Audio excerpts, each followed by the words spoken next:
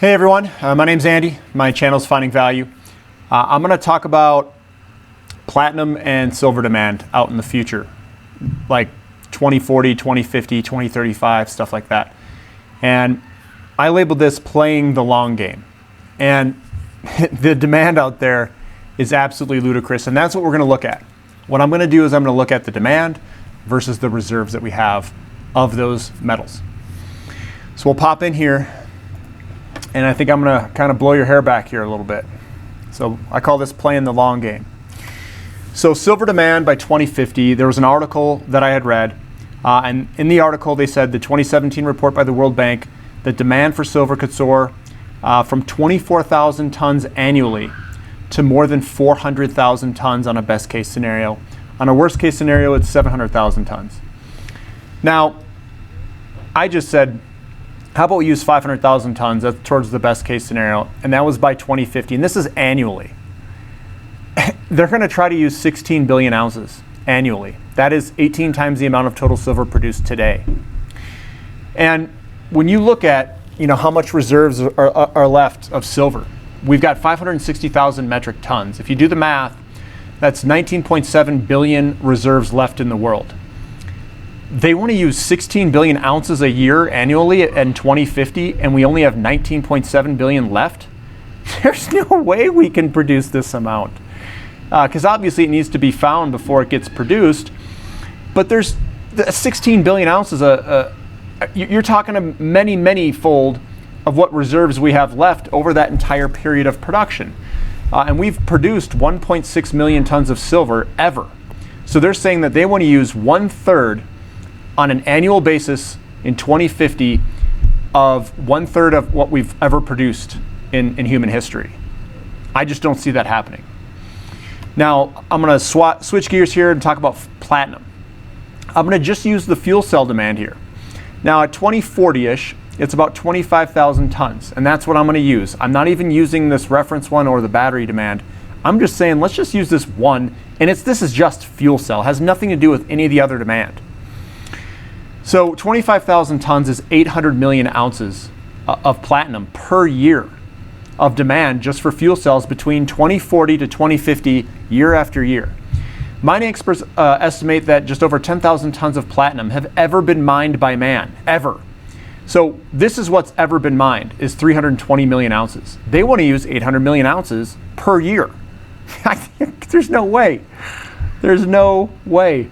The estimated global platinum production in 2019 is 6.3 million ounces. They want to ramp it from 6.3 to 800 million. That's over a 100-fold increase. That is absolutely ridiculous, and I don't think it's going to happen. And remember, I'm only looking at fuel cell demand. I'm not even looking at the other categories. Now here's the platinum supply, and they're saying that it's probably going to decline over time, not actually go up. That's one source. Another source, our global data, says that it may go up a little bit like this in 2022. But mainly it's relatively flat. So I don't think we're going to be hitting 100-fold increases in platinum production. But here's a possibility. It is possible that silver could match the price of gold, and gold could be a substitute for silver. Platinum, well, that's just screwed. Global gold production to peak in 2021 is reassuring, and here's the peak that we've got here.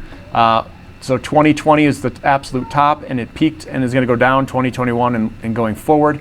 This one's forecast by Barrick. So in the green revolution, it sounds like a great plan for all these cars and solar to eat up all of the existing reserves of silver worldwide. I'm sure that's not going to happen, though. I'm sure internal combustion engines are not going to go anywhere.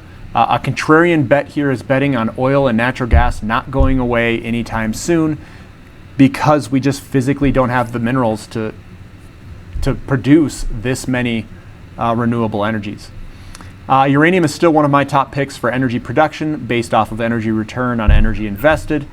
I also think that it is one of the lowest mineral intensive ways to produce energy. So that's also good. And I think the best way to invest in this is definitely physical precious metals. Obviously silver and platinum, that's what we were talking about. So looking out there, playing the long game here, I don't see this happening. There's just too much demand, not nearly enough of the reserves left in the world to make what they want to make. At least that's my opinion.